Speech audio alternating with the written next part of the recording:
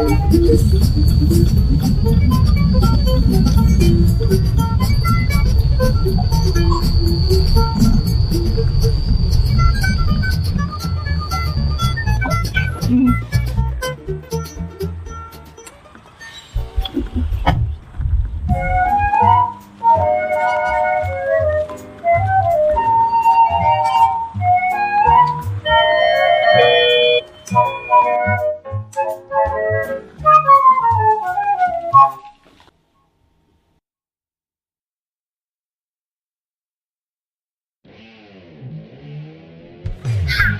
am Amanda. Hi, I'm Samantha. Hi, I'm Alexis. Hi, I'm Mom. Welcome to another episode of Clean Code. Clean Code. Your best episode of Derby. To begin in this episode of by Uncle Bob. Uncle Bob. Enjoy. Uncle Bob.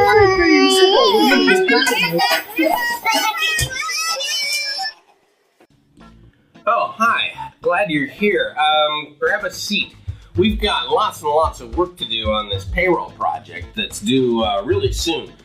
We've got to finish writing it up, so why don't we sit down and start on the design? By the way, it's a really good thing that we studied all those solid principles together. That's going to make this design a lot easier and a lot better. I suggest we begin by enumerating all the use cases, or at least as many as we can think of. Then we can assemble them into a use case-driven architecture.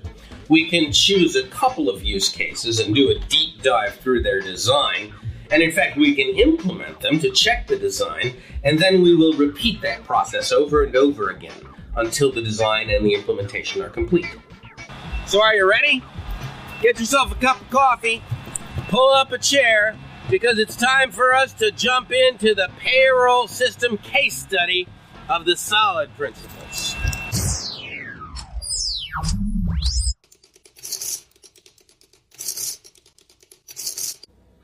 Okay, so why don't we look at those requirements again?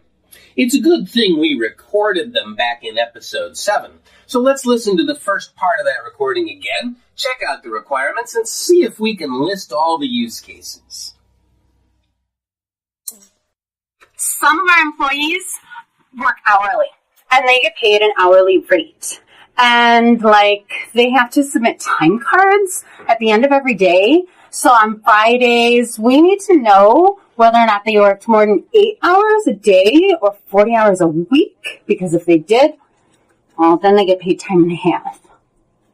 Okay, now there's a couple of use cases we can talk about. We've got to be able to add employees, and that, of course, means we have to be able to delete them and change them. We also need to add time cards and pay all the employees. And then there are data elements to consider. There's the employee data element, and there's the time card data element. Some employees work in sales, and they get a commission rate plus base salary, and every week they have to submit their sales receipts.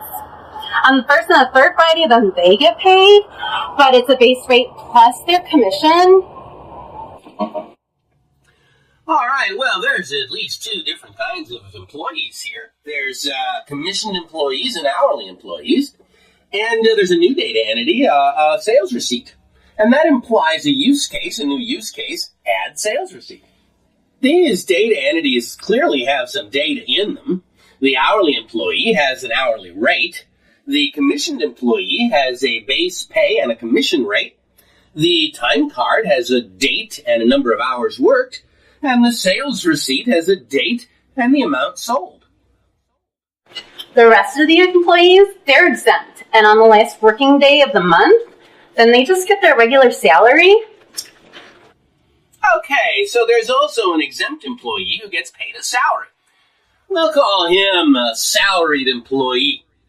Did you notice that all 3 of these different kinds of employees get paid on a different schedule? The hourly employee gets paid weekly. The commissioned employee gets paid bi-weekly. The salaried employee gets paid monthly. So employees have 3 ways to get paid. They can pick up their paycheck by the paymaster, or we could mail it to them, Or it could just be direct deposited into their account. We'll capture the 3 different ways to get paid in a new entity called a pay disposition. The pay disposition has 3 different values, each of which has its own internal structure, as shown. We'll put the pay disposition into the employee itself. Notice that what we've been doing here is listening to the customer and capturing the data implied by the customer's words. This is a very old practice. We're building a data dictionary. We're building up the data that supports the requirements. Notice also that we haven't been changing the use cases much. Almost everything we've been done has been done to the data. And the reason for that is that we've been discussing all the different data shapes, but we haven't been discussing any of the operations. So although the use cases really are getting more complicated by the minute, that's because the data is getting more complicated, not because the use case operations are changing. This next one is really tricky, so I've got notes. Some employees belong to a union, and the union deducts their dues out of their paychecks. And they might assess certain charges, service charges from time to time. Anyway, these charges are submitted to the payroll system at the end of the pay period, and it will be deducted out of the paychecks of the next week. Union membership seems to be a Boolean. That's pretty easy to represent in our data dictionary. And we also have to put the service charge into our dictionary, too. That's no problem. We'll change the employee so that it holds on to the union membership. Oh, and we've got a new use case. Add service charge. It should be clear that we're missing a lot of data here. After all, where is the description of the service charge or the description of the time card or anything like that? In a more elaborate case study, we'd be adding all of these elements, but we only have an hour, so we need to keep things short. Besides, this is an agile project, and so what we're seeing here are the features of just the first iteration. Other iterations would add those other data elements. That data dictionary is getting awfully scruffy, isn't it? There's a lot of redundant data in there. We can improve it by gathering all the common elements together and then creating employee subtypes that define the differences. This makes the data dictionary a lot simpler, a lot more efficient, and it also implies how the eventual structure of this system might occur. So this is a web-based system, and during the day, all of our clerks will make changes to the database, and they'll do stuff like add employees or modify existing employees and add paychecks and delete old employees and sales receipts and service charges and all that kind of thing. We want it to be a Web 2.0 system with a drag and drop feature and all that cool Ajax stuff. We've heard about Ajax and think it's really cool and think it'll give us a competitive edge.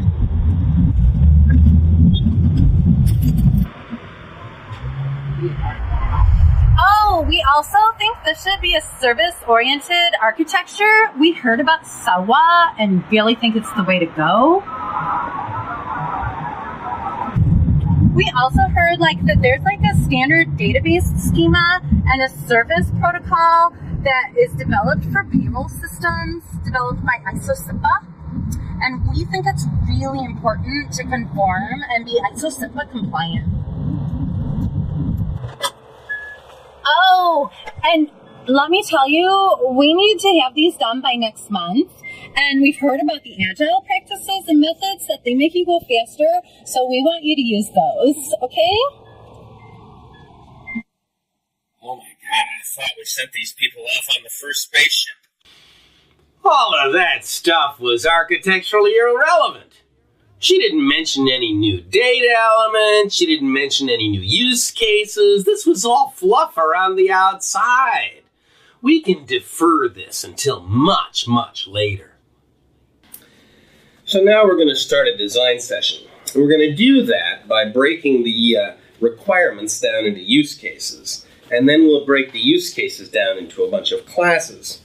And as we do this, you'll note that the design we develop will be slightly different from the design we saw back in episode 7 and the design that's in my book here, Agile Software Development Principles, Patterns, and Practices. The differences aren't significant, but they are interesting. I thought you'd enjoy seeing a slightly different twist on some of the design options.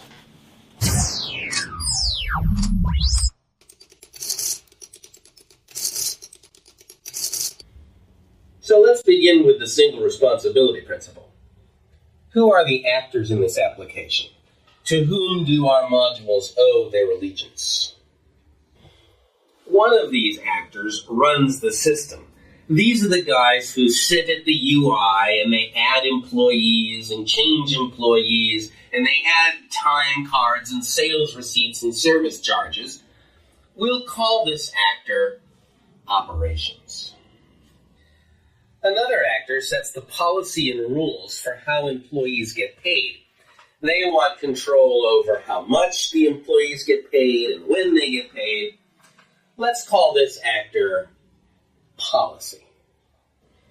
Still another actor is responsible for deciding when to deduct union dues, how to charge for union service charges, and the whole issue of union membership. We'll call this actor union. Now remember, our goal here is to separate the modules so that each module is responsible to one and only one actor. That's going to be tricky because each of the use cases has a UI component that is responsible to operations. And each of the use cases deals with data and operations that the other actors are interested in. So let's break these use cases down a bit and see if we can isolate them into modules that have a single responsibility. We'll begin with the add employee use case. Since there are 3 employee types, each with their own data, but each that shares common data between them, we can divide the use cases into an abstract use case that deals with all the common issues, and then 3 extending use cases that deal with the specific issues for each employee. Notice that we're beginning to see a separation of the responsibilities here. The union responsibility seems to be concerned only with the abstract use case. Of course, operations is involved with all the use cases, but we'll break that dependency once we separate the UI from the use cases. Our real concern here is that the policy actor and the union actor are both involved with the abstract use case. We can break that codependency by extracting a new use case out of the abstract use case.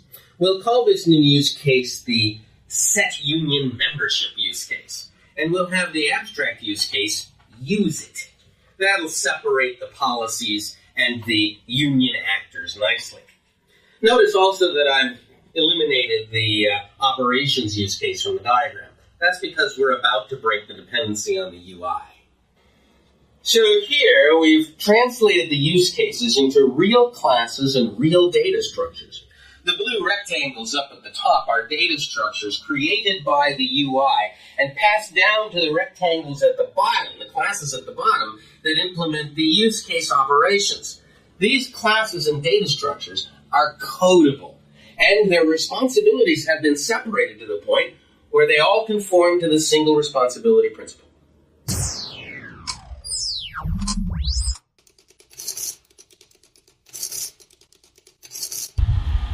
So before we continue, I'd like to talk to you a little bit about these diagrams I've been drawing. You might be wondering if I usually draw diagrams like this. Well, the answer to that is no, I don't usually draw diagrams like this. The reason I'm drawing them now in this episode is so that I can communicate my thought process to you. For an application of this size, where I'd usually be working alone, I'd probably just write the code and deal with the design issues as they happen. On the other hand, if I were working on a team with a bunch of guys, we probably would draw a few diagrams on a whiteboard. They'd probably be class diagrams. They wouldn't be as elaborate or detailed or complete as the ones I'm drawing for you. They'd just be enough so that everybody on the team knew what was going on and we're all on the same page. So when would I draw diagrams this elaborate and this complete? Well, you're seeing the answer to that right now. I would use this much effort in a diagram if I had to communicate the details of my thought process to someone. But for any other purpose, Diagrams this elaborate are a waste of time and effort. But don't diagrams like this act as a good historical record? Wouldn't they be helpful for new people to figure out what the design was all about? Not on your life. I mean, diagrams like these are recording very short-term decisions that are going to go out of date very rapidly. Within a matter of weeks, there will be decisions made that completely overturn the ideas in here. And unless these documents are continuously maintained, they're going to rot and become obsolete. And no one ever has the time to actually maintain diagrams as elaborate and detailed as these. So now let's get back to the design.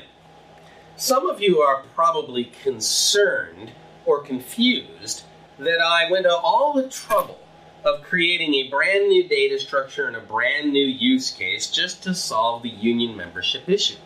You could easily accuse me of premature optimization or of violating YAGNI. You ain't gonna need it. But that's not what I'm doing. By identifying the actors and then separating out the modules so that each module is responsible to one and only one actor, all I'm doing is creating the architectural framework upon which to hang the use cases. I've already identified the actors, so I know I need to partition the modules. So there's nothing premature about this partitioning. I'm not violating YAGNI here. Now again, I wouldn't really have been drawing all these formal diagrams. What I would have been doing instead is maybe scratching some diagrams on a whiteboard and then writing quite a bit of code. The design decisions you've seen me make in diagrams, I very likely would have made in code instead. And the refactoring that we have done in diagrams, I probably would have done in code. The thought process you're seeing hasn't changed, it's just that I'm using a different medium to express it.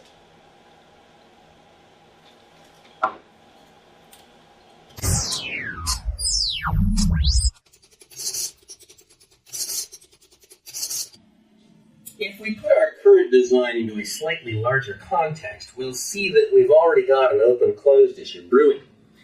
Consider the add employee controller, which is part of the UI. Assume that it has detected that it's supposed to create an hourly employee. So it creates the request data structure, add hourly employee request, and it gets the add hourly employee use case, and then it passes that data structure into the use case, calling the execute method. That controller depends on the details of the data structure and the details of the use case. If I attempt to extend that data structure or that use case in a way that shouldn't really affect the controller, I'm still going to have to recompile and redeploy that controller. For example, let's say I add a sequence number or some other kind of administrative variable to the data structure. Well, that will cause the controller to recompile. Or let's say that I change the internal representation of the hourly rate from double to an integer that represents tenths of hours. Once again, that will force the controller to be recompiled and redeployed. We can fix this by decoupling the data structures and the use cases from the controller by using builders, factories, and interfaces. For example, we could create the request builder interface. And in this interface, we would put methods that build each individual data structure. The implementation of that interface would actually do the building. And it would return those data structures under the degenerate type request. The use case factory interface would have methods in it for creating every possible use case. The implementation of that interface would create those use cases, but would return them as the interface use case. The use case interface and the request data type, that degenerate type, would both be used by the controller to execute the use case. This solves the open-closed issue, or at least it mitigates it. There are now changes that I can make to the data structures that won't affect the controllers. So long as those changes don't affect the signatures of the methods on the request builder, the controllers will remain unaffected. And the same is true of the use cases. There are changes that I can now make to the use cases, and so long as those changes don't affect the signatures of the methods in the use case factory, the controller will remain unaffected. You might be worried that this is too many classes, but when you stop to think about it, there's only one request builder and one use case factory in the system, so there really aren't that many more classes than we had before. And then imagine if this system were done in Ruby. If it were done in Ruby, the interfaces would disappear, so there'd be even fewer classes to worry about. But isn't this just too much mechanism? Aren't we just inventing gobs and gobs of useless code? In a static sense, it's true that there's a little bit more code here, but there's no more executable code than before. We've just moved that executable code around to different isolated places. We still have to create the data structure, we still have to create the use case, we still have to call the execute method on that use case. It's just that now we do those three things from three different isolated locations. Back in episode 7, we explored the employee data model once before. Here it is again. And again, notice how we've used the open-close principle to separate the concerns. We separated the pay disposition, the pay type, the pay schedule, and the union membership. And these things can all be separately extended through their own derivatives without having to be modified. This isolates the employee and all of its clients from being recompiled or redeployed whenever any of these extensions take place. Notice how conformance to the open-close principle improves conformance to the single responsibility principle. We've been able to separate these modules now so that there are modules that serve the union actor and there are different modules that serve the policy actor.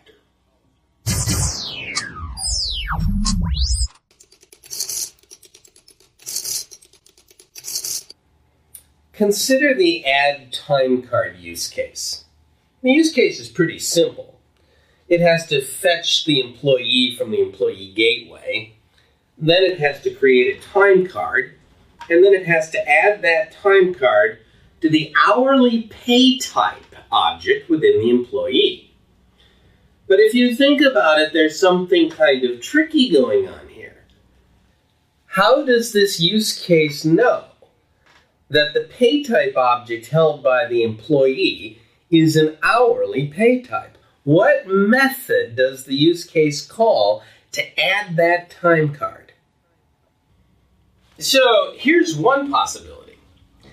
Imagine that the execute method of the add time card use case is past a request object. We have to cast that request object into an add time card request. Now we can build the time card from the data that's in that request data structure. We can also fetch the employee from the employee gateway using the employee ID that's in that data structure. And then we ask the employee to add the time card. What don't we like about this solution? Why in perdition and tarnation should that there employee class know anything about that concerned time card? Why, that for sure violates the open-close principle, because now every time you got a pay type that's got some cotton-picking data element in it, you're going to have to put some add method in that employee class. You'll never be able to close that class, son. You're going to have to put add methods in there every time there's some new pay type. Burn that idea, son. Burn it hot and burn it long. No good will come of it if you leave it the way it is. Okay, well, then what if we add the add time card method to the pay type interface? That solves the open-close principle problem, doesn't it? I mean, then the hourly derivative can add the time card, but the salaried and commission derivatives could just ignore it. What do we think about that solution? Well, that'll work just fine in Ruby, won't it? But this here ain't Ruby. This here's Java. Son, sometimes I wonder if you've got the sense that God gave a horse. Why in blazes do you want to let every derivative of pay type know about the time card? When you put a method in an interface that doesn't apply to all the derivatives, you're violating the Liskov substitution principle, and you are brewing one smelly kettle of fish. Okay, then how about this? Let's just get the pay type object out of the employee, cast that pay type object to an hourly pay type, and then call add time card on the hourly pay type. What do you think of that? That's a ticket there, son. That's a ticket. That there pay type has just got to be an hourly, because it came out of an add time card request, and that request is just sure going to have an hourly employee in it. So that cast there, it tells the God's own truth. I'll tell you what, son, when a cast tells the truth, that there's a fine cast indeed. Strange, isn't it, that the Liskov substitution principle would force us to do a downcast? But actually, that kind of thing is pretty common.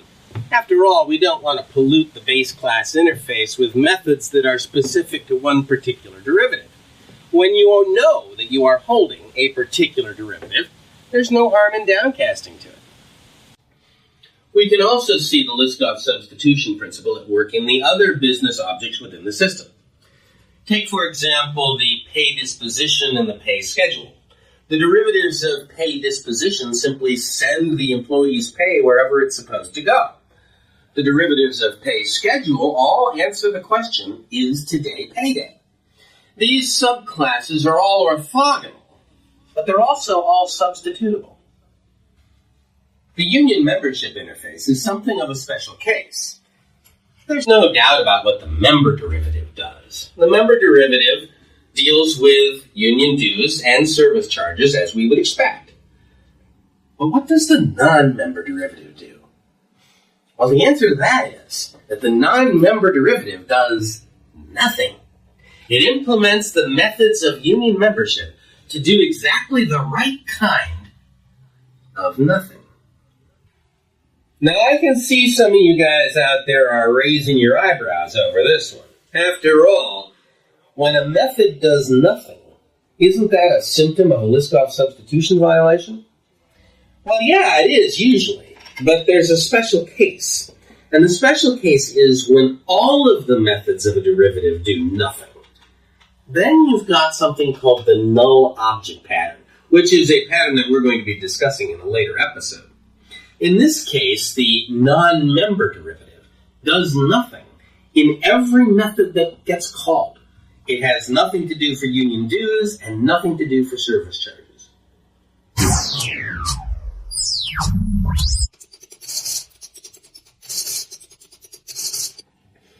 Remember this? This was our solution to the open-close principle violation. Unfortunately, it leads to an interface segregation principle violation. Consider the request builder.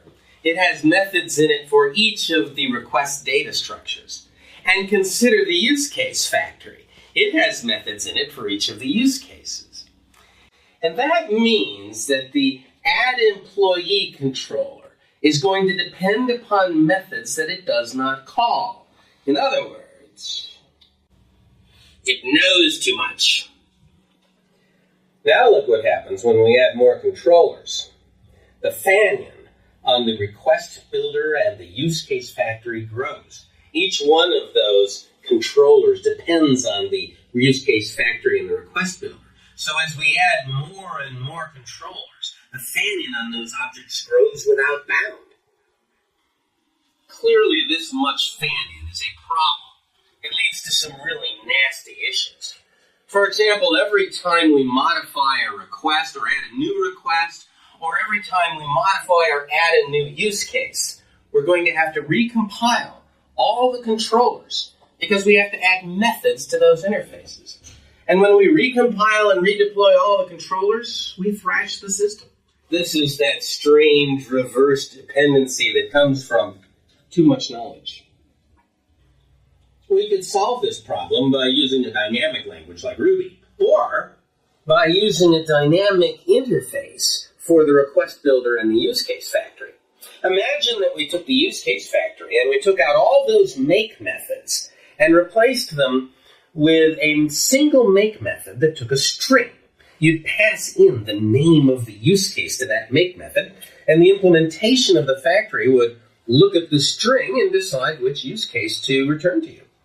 The request builder could use a similar approach. We could get rid of all of those build methods in the request builder, and instead we could pass in a string and a hash map. The string would contain the identity of the data structure to build, and the hash map would contain all the constructor arguments. This means we lose type safety. We can fix the type safety issue, but only by adding a bazillion new interfaces. Each of these interfaces declares only those methods that the particular controller that uses it calls. This looks messy. Actually, it's not quite as bad as it looks, though, because these interfaces are small and they contain no executable code. Which of these two design choices you choose depends on how tied you are to static typing and how much you trust your unit tests. The dynamic method works perfectly well. It's not particularly inefficient. And as long as you've got a good suite of unit tests to protect you from type errors, you really aren't losing anything.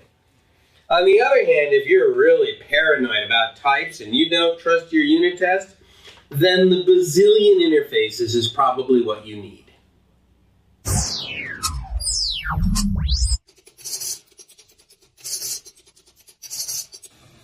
Of course, we've been using the dependency inversion principle throughout this design. We've been inserting interfaces and inverting dependencies across those boundaries throughout. But the dependency inversion principle has a specific connotation. It says high-level policy should be independent of low-level detail.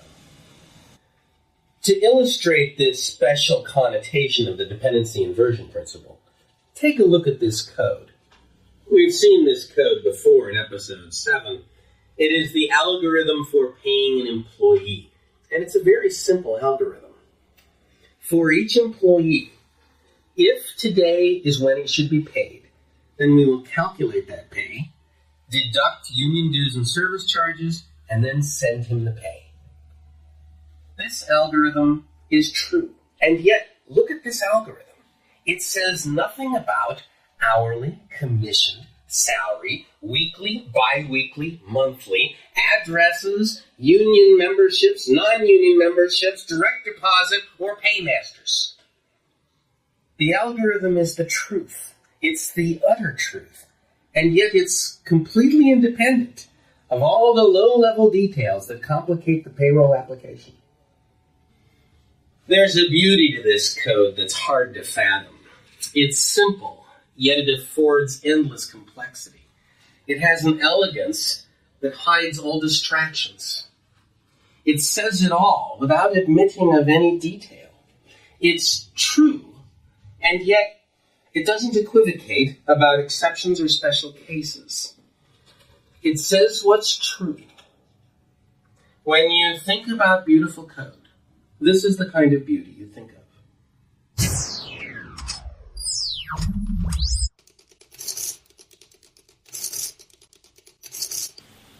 And so that's solid.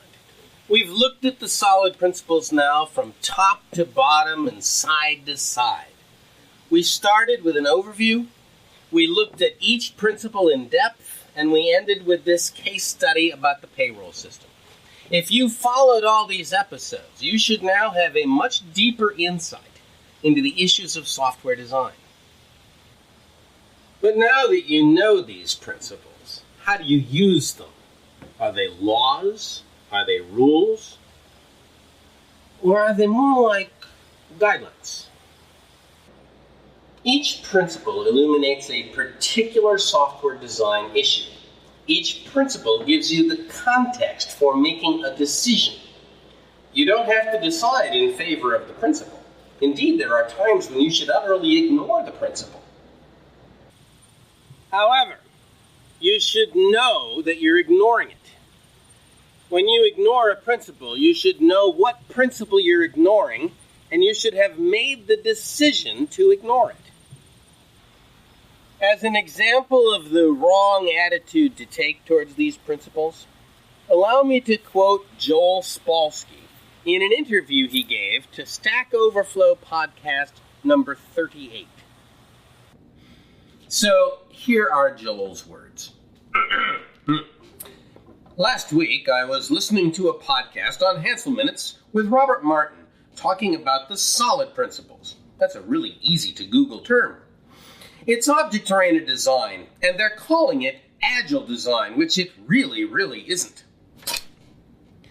Seeing as how I'm one of the signatories of the Agile Manifesto and called the meeting that created it, I think I can say Joel is wrong about that. It's principles for how to design your classes and how they should work. And when I was listening to them, they all sounded to me like extremely bureaucratic programming that came from the mind of somebody that has not written a lot of code, frankly. And here I am ranting against somebody who doesn't have a chance to respond. But just to give you one example, a part of the solid principles was that if you write a class, that class has contracts with all the other class that it interacts with, and those contracts should be expressed in interfaces. So you shouldn't just interact with the class because that class may change. If you have a particular class that you need to use, you should make a custom interface for just what you're going to use in that class. That interface, then, never has to change, and the interface is the only thing that you have to pound include. Clearly he was talking about the interface segregation principle here. Does that make sense? So you've got some class with 40 different little methods on it, and I'm only going to use 6 of them, so I should make an interface with those 6 things that I can use, and the class will implement that interface, and that's my contract with the class, that those are the only 6 things I'm going to use? People that say things like this have just never written a heck of a lot of code. Because what they're doing is spending an enormous amount of time writing a lot of extra code, a lot of verbiage, a lot of files, and a million little classes that don't do anything, and thousands of little interface classes, and lots of robustness to make each of these classes individually armed to go out into the world alone and do things, and you're not going to need it. You're spending a lot of time in advance writing code that's just not going to be relevant. It's not going to be important. It could theoretically protect you against things, but how about waiting until those things happen before you protect yourself against them? But don't worry, I did get my say. I went on Stack Overflow podcast number 41, and Joel and I kissed and made up. Fascinating. The point is that it's easy to look at the solid principles and get the wrong idea about them the way Joel did. No design is fully solid compliant. No design should be fully solid compliant. In fact, full solid compliance is an oxymoron. The principles illuminate design issues and recommend solutions, but they don't prescribe behavior. So use this new knowledge to your benefit. Be an engineer. Allow these principles to help you make trade-offs and compromises. Don't be a slave to these principles or any principles. Respect them. Don't bow to them. And so we've come to the end of this episode and of this series on the solid principles. I hope you've learned something. I hope you enjoyed yourself. But we've still got a load of stuff to talk about. I mean, there's the component principles, there's design patterns, there's agile practices, there's advanced testing, there's professionalism. You're not going to want to miss the next exciting episode of Clean Code, episode 14, the component principles. You may have noticed that this episode is a little bit different from other episodes. For example, there was no science lesson. Don't worry, this isn't a trend. We're going to go back to the old format. I just wanted to do this one a little bit differently because it was a serious case study, and I wanted to draw your attention fully. Next episode, back to normal. For some definition of the word normal, anyway.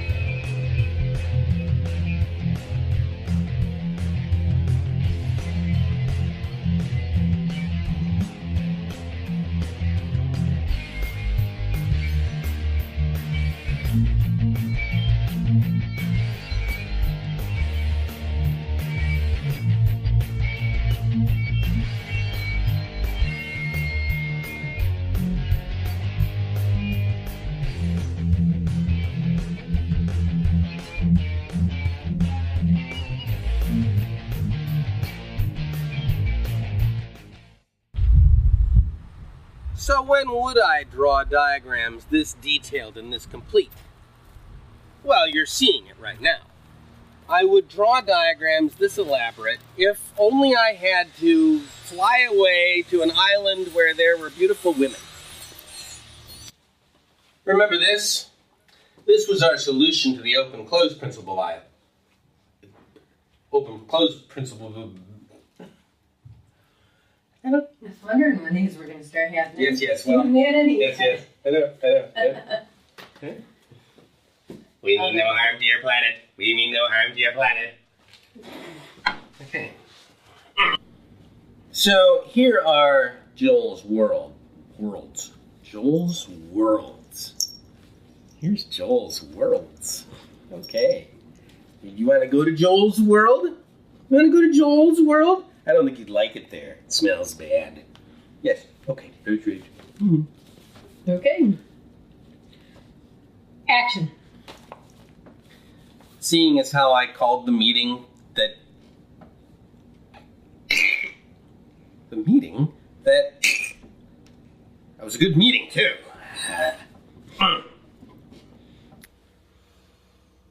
Why in perdition and tarnation would you have a nose on your face?